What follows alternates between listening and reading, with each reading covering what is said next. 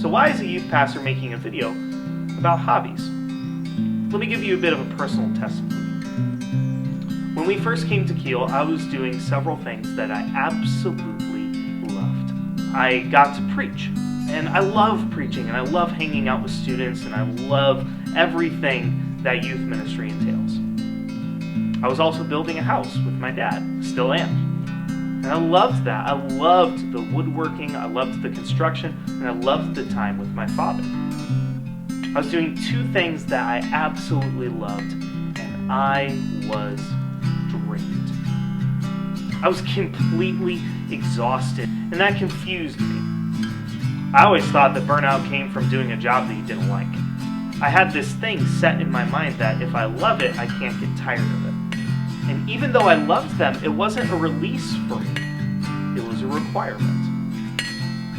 My wonderful, wise wife said, "You need a hobby." And let me tell you, that has been one of the best decisions I've made for my ministry, for my personal walk with Christ, and my own mental well-being. I think that a lot of us are missing out on hobbies.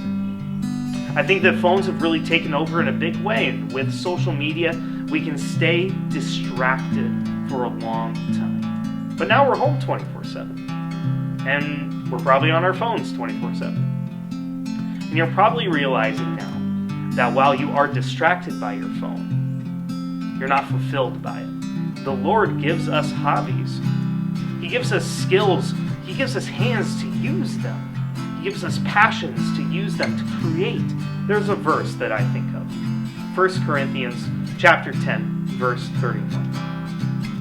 So whether you eat or drink, or whatever you do all for the glory of God. Hobbies can definitely become a distraction, but when done with the right focus, our hobbies can glorify the Lord. I love my time at the Forge. It is such an intimate part of my walk with Christ.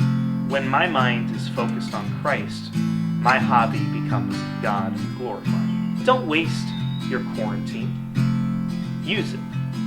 Pick up a hobby.